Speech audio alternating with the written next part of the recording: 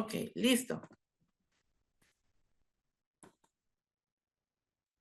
Iniciamos con el tema de traslados conforme la Ley Nacional de Ejecución Penal. Tengan en cuenta esto, por favor. El tema de traslados había sido un tema 100% administrativo hasta antes de la Ley Nacional de Ejecución Penal. Antes de la ley, con la ley de normas mínimas o con la ley de ejecución y sanciones de reinserción social de cada entidad federativa, le daban la vista al juez sobre los traslados de carácter urgente o excepcionales por cuestiones disciplinarias o de seguridad. Y en algunos casos se abría la solicitud en vía de una solicitud de garantía de derechos con el juez de ejecución, esos traslados de orden voluntario. ¿Sí? Cuando no se concedían o no se daban o no se materializaban, entonces el litigante, el defensor, subía esa petición a un amparo indirecto, ¿sí? Porque no había contestación, no había violación de derechos, y era la mecánica que a grandes rasgos se hacía con el sistema tradicional. Tenemos una nueva perspectiva de tratamiento en todo lo que es el proceso, tutela de derechos, en lo que es conforme a los traslados. Debemos entender que a partir del 17 de junio del 2016, con el alumbramiento de la ley nacional al mundo, a nuestro marco jurídico mexicano, tenemos otras reglas procesales, otras reglas de formalización y materialización en materia de traslados. Y aquí viene lo complejo y donde nos hemos atorado en los diferentes ámbitos, circuitos y entidades locales federativas, que es lo referente al tema de la competencia. ¿Quién tiene que resolver el tema de traslados conforme si es un traslado voluntario, un traslado excepcional, un traslado en términos del 51 y cómo se resuelve? ¿Cómo es la naturaleza? ¿Cómo es la tutela de derechos de esos traslados?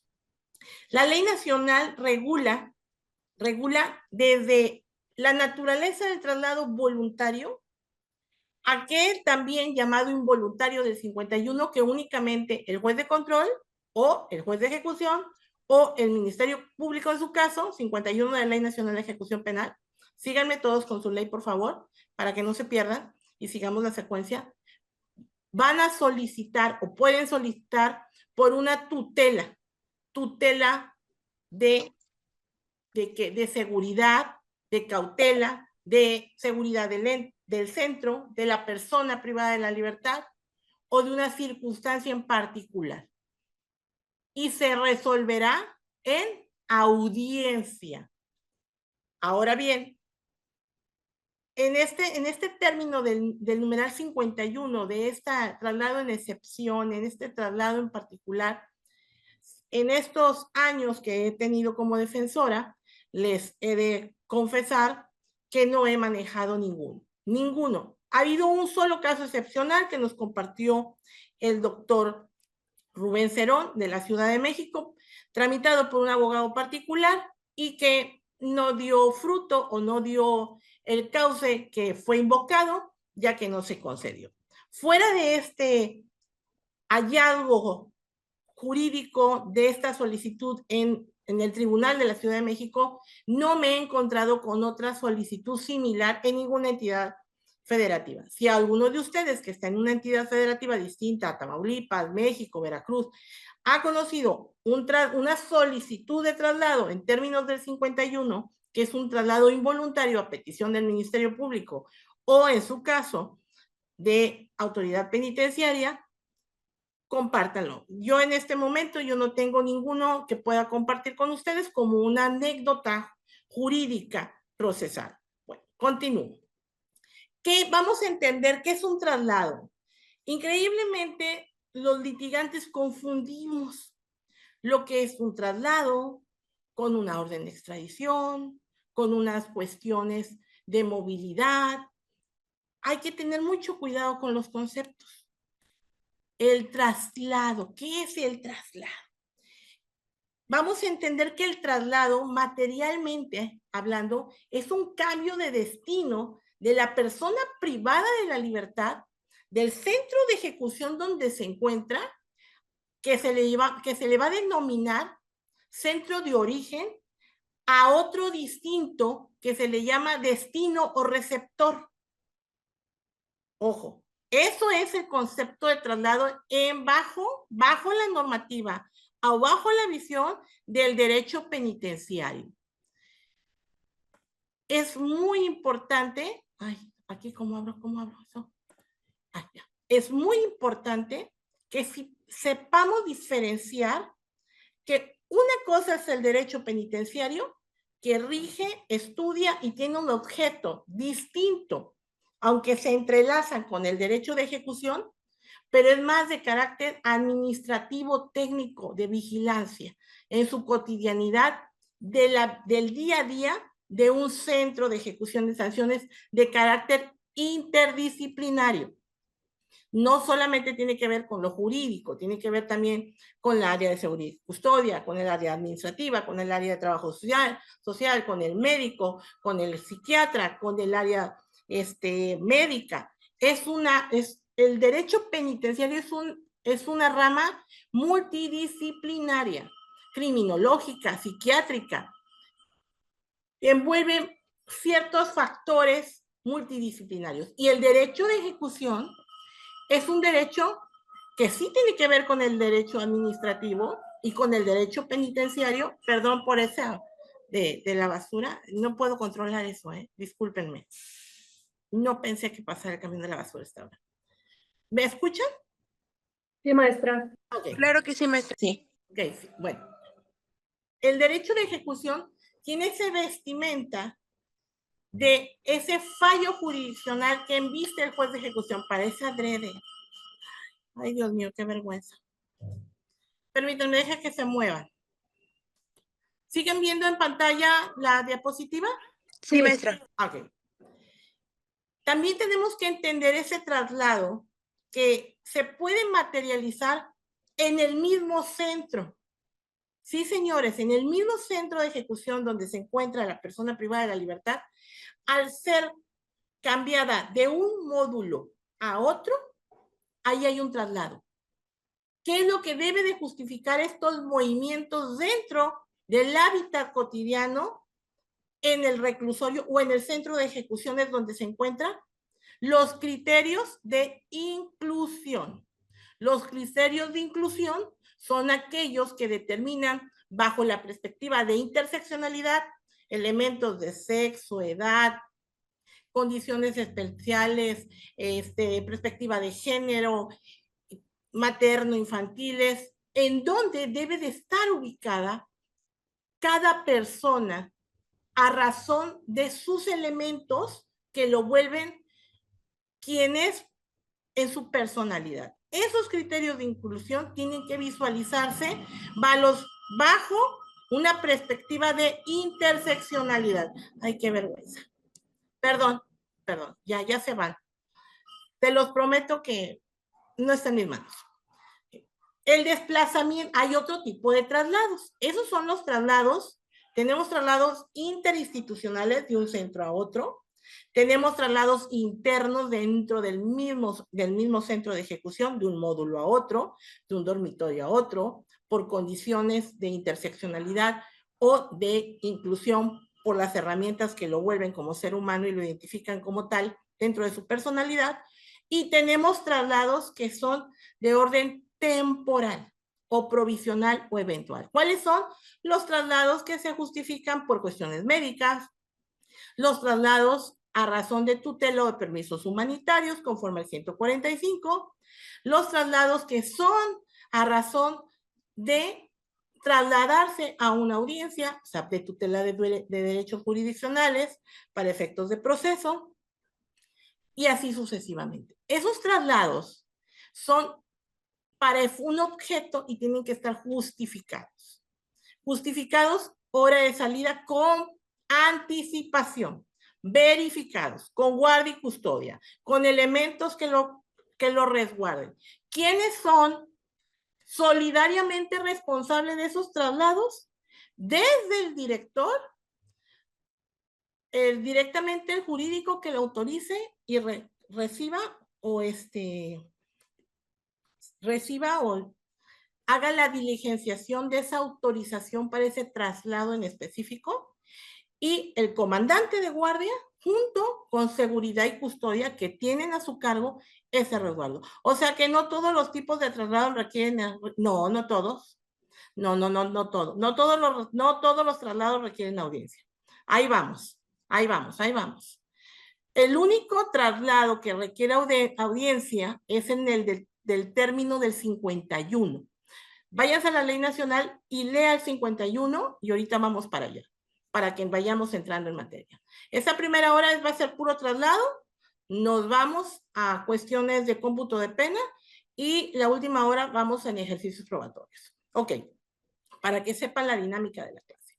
El traslado, esos traslados de temporalidad o de carácter eventual tienen un objetivo y tienen que estar justificados.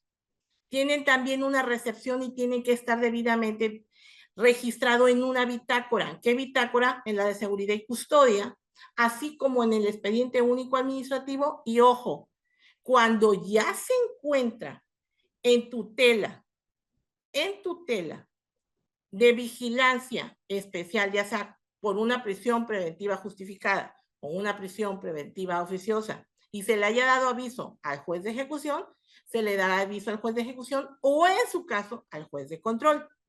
Depende. Hay entidades federativas que no dan aviso de que estas personas que ya están bajo una medida de vigilancia en carácter de imputados o procesados no tienen ese cuadernillo provisional y sigue conociendo al respecto el juez de control directamente, cuando lo correcto conforme a lo que hemos dilucidado en la Ley Nacional de Ejecución es que se le dé un aviso para esa tutela de derechos. Pero bueno, una vez que se solicite el traslado es con 3 días de anticipación, por lo menos 24 horas si es de carácter urgente. Si es de carácter inmediato urgente que está en peligro la vida de la persona privada de la libertad, se excarcela.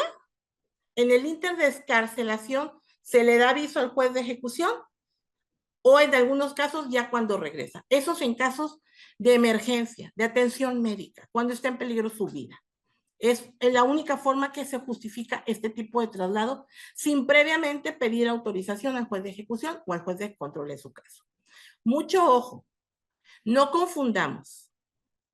¿Cuáles son las excepciones en las cuales se debe de tener el sumamente de cuidado y en algunos jueces y entidades federativas están en excepción,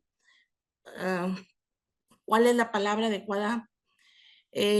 Negados o no están permitidos o no son autorizados o ni siquiera se permite ni de chiste su traslado, o sea, ni de broma. ¿Cuáles son esos casos? Las excepciones de traslado que conforme a la naturaleza del delito, secuestro, trata y delincuencia organizada, se tenga temor por su peligrosidad, perfil criminal o criminológico a su externamiento. En Tamaulipas, les digo, se los comparto, las personas bajo este perfil se procura no ser excarceladas. Se procura, a menos que sea una cuestión de tutela de derechos por su salud o por una cuestión urgente, es cuando se les excarcela, pero urgente. Pero para audiencias todo es por videollamada o videoconferencia. Se procura no trasladarlos, a pesar que los juzgados o los centros de oralidad o del sistema tradicional se busquen estar en el mismo centro. Hay entidades en Tamaulipas que no están en el mismo centro de ejecución, pero están estas cuestiones de excepción. Es una normatividad por el nivel de peligrosidad, o yo se lo achaco más, y se lo soy bien sincera, a la responsabilidad del externamiento, aunque fuese de manera temporal y justificada, de una persona bajo este perfil. Sí, quien autoriza tiene una responsabilidad administrativa penal, sancionadora y más como servidor público. Por ahí tengo dice, maestro, no es se me acuerda, a ver, Buen día, archivos recibidos. A ver, buen día, buen día, buen día. O sea que todos los tipos, no, no todos. Sí. Maestra, las personas inimputables que señalan 50 son las que aún no tienen sentencia. No, no, no, no. Las personas inimputables son las que tienen, las que conocemos como que tienen capacidades especiales o son de capacidades especiales. Inimputables son los que no tienen esa capacidad plena de goce y ejercicio. ¿Sí? Inimputable es una condición psiconeuronal que, que no le permite o no le da su capacidad de desarrollo completo por alguna cuestión divergente neurológica, esquizofrenia, una cuestión ya debidamente dictaminada que lo califica como inimputable, que no está consciente pleno de sus actos, pero se encuentra bajo una medida de seguridad especial. Las personas inimputables están bajo una medida de seguridad especial, no están privadas de la libertad, están bajo una medida de supervisión de seguridad especial. Sí, efectivamente, nosotros llamamos hoy las personas que tienen una alteración mental. Hay que tener mucho cuidado con los adjetivos por una cuestión de cuidar la dignificación humana. Intento tener ese cuidado porque el ser humano, sobre todo su servidor, es muy imprudente y a veces se le salen cosas que no debe decir. Entonces procuro hablar de personas con capacidades diferentes que no están al 100% en ese goce y ejercicio.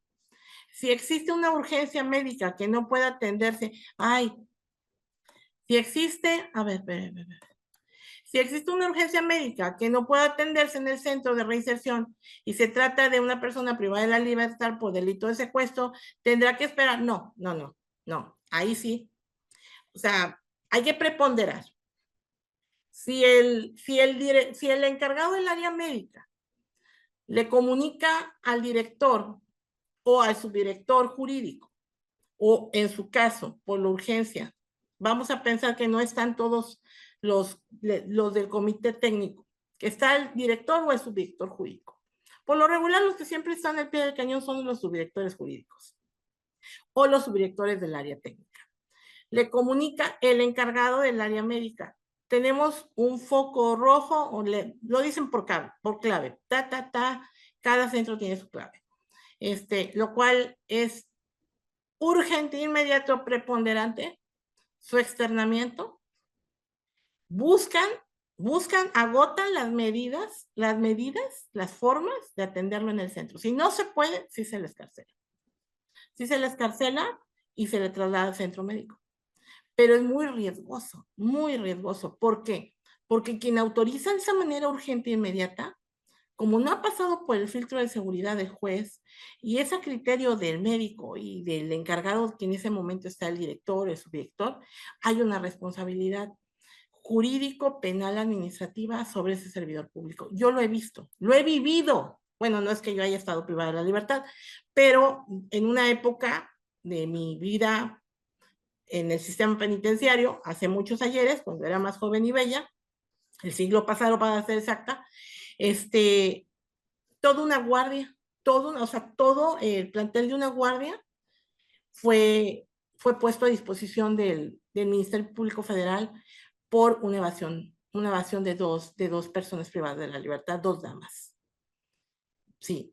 Y la que era en aquel momento la directora del centro femenil en aquel momento en Tamaulipas, teníamos un centro femenil en aquellos años, en el 2000, estaba embarazada y estuvo privada de la libertad embarazada porque autorizó la excarcelación.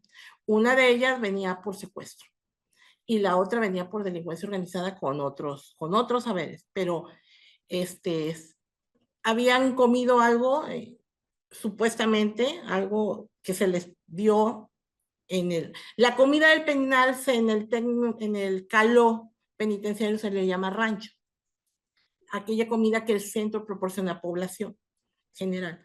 Se cree que algo del rancho, de la comida, les hizo daño a ellas y hubo varias damas que presentaron ciertos síntomas, unas de mayor magnitud y otras menos. Ellas dos en particular, a dicho del médico, no, era médica, porque no era médico, era médica, la de la doctora, estaban sufriendo una descompensación grave. Y esto justificó que en domingo, por la cuestión de salud e inmediatez, se les escarcelara al centro médico más cercano, que era la Cruz Roja de Ciudad Madero. Y pues de ahí ya no se supo, entraron a consulta y a pesar de que traían esposas, ya no se las localizó, hubo una evasión. Fue tremendo, fue muy fuerte y toda una guardia, sí es muy determinante. Y otro, puedo decirles de otras cuestiones, en una escarcelación, también por delito de secuestro, es por la naturaleza del delito. La naturaleza hace más grave la cuestión de autorización de la escarcelación, porque ya estás consciente que hay un peligro latente de la evasión y aún así lo autorizas. En todos, ¿eh? En todos los delitos hay ese riesgo como servidor público. Pero en particular, hay ciertos lineamientos en este tipo de delitos por la naturaleza de los mismos. Entonces, como director, si no lo lleva a urgencias por motivos de seguridad y no, o sea, esa es una preponderación, jamás lo va a dejar morirse, o sea, no, ¿cómo cree? No, no. No, cada centro médico, según cada centro de ejecución y sanciones tiene un área médica, ¿sí? Un área con ciertos, perdón.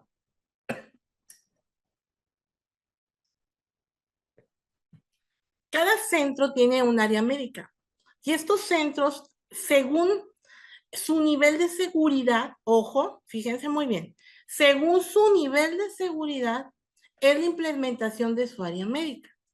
Les voy a poner un ejemplo. No es lo mismo el área médica implementada y habilitada en el Ceferezo, el Hongo, en Baja California, allá en la frontera, que el área médica, lo voy a poner muy primitivamente, muy prístinamente, del Centro de Ejecución de Sanciones de Ciudad Victoria, Tamaulipas. Para empezar, el nivel de seguridad es abismal. Nosotros tenemos un centro de seguridad, un centro de ejecución medio bajo. Y el del Hongo es alto, de seguridad alta, blindada alta, o sea, es seguridad máxima. Tiene otra naturaleza, o sea, son centros habilitados para ciertos perfiles precisamente para evitar esas escarcelaciones. ¿Sí? El servidor público, o sea, director, jurídico, custodio, trabajadora social, defensor, ministerio público, juez, lo que tiene que procurar siempre, en el principio de corresponsabilidad, bajo el principio de tutela de derechos, en su máxime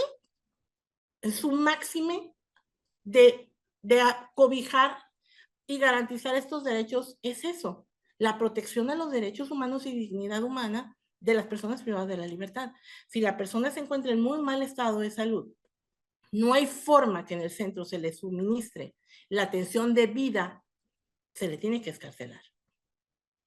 Pero, ojo, por eso existen las peticiones administrativas, por eso existen los recursos de la defensa, por eso existe el amparo indirecto cuando no se le da la atención correcta en términos del 22 a la persona privada de la libertad en tutela de su salud. Pero ahí vamos más adelante.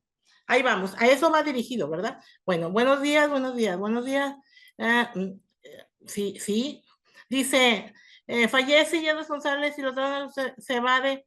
Sí, y sí. Sí, claro, sí. Pues, dice una gran amiga mía magistrada, Luz, hasta por eso te pagan. ¿Sí? O sea, el ser servidor público es una gran responsabilidad para los que realmente le tenemos amor, respeto a esto. No es nada más ejercer sin sentido, sino la responsabilidad del deber ser. Pero ese es otro tema. Sigo. Aquí, sobre el concepto de traslados, ¿estamos entendidos? Que hay traslados de un centro a otro, hay traslados interinstitucionales de un módulo a otro, de un dormitorio a otro, y hay traslados de orden temporal justificados por audiencias, excarcelaciones médicas, cuestiones de urgencia o cuestiones judiciales, o se han excarcelado también por cuestiones de tutela de derechos, de divorcios, aunque los derechos civiles y políticos sean suspendidos de la persona privada de la libertad, no de la otra parte, del cónyuge en libertad o en externamiento, y él tiene el derecho de ejercerlo. Es muy, muy subgéneris y sí se ha dado. Ok. Aquí preguntas, ¿no? Seguimos. ¿Seguros? Ya. Tan. ¿Qué hora es? No tengo ni hora. Ok. Cuando den las 10 me avisa. ¿Sale? Ay, no me da. Ay, no me da. A ver. ¿Por qué no me da esto? A ver. Quiero darle para adelante con esto y no me deja. A ver. ¿Quiénes son? Ah, no, no. Aquí, ya. Aquí. ¿Y se ve? ¿Se ve? Sí. Pero ¿por qué no me da hacia adelante? Lo quiero dar hacia adelante. A ver, lo voy a dejar de compartir y lo voy a volver a compartir. Porque no me quiere dar para adelante. Qué latosa. Odio la tecnología. A ver. Ahí está. Ok. Se supone que ahí está, ya lo vieron. ¿Ya? Ok, ahí está. ¿Quién traslado ya? Vamos a entender de dónde nace la fuente o el marco normativo de los traslados para irnos desmenuzando y entendiendo la viabilidad de lo que sí se puede y no se puede hacer. La norma constitucional que rige bajo el principio rector del sistema penitenciario, bajo esta visión de tutela de derechos, de los derechos humanos, de la reinserción, es el artículo 18 constitucional, pero no vamos a ver todo el 18, no vamos a entrar a los ejes de la reinserción, no vamos a hablar del sistema de justicia para adolescentes, no vamos a hablar, vamos a concretarnos en estos 3 párrafos, que aquí se los puse. Primero que nada, tienen que entender que para que se pueda dar un traslado, una solicitud de traslado, es para sentenciados.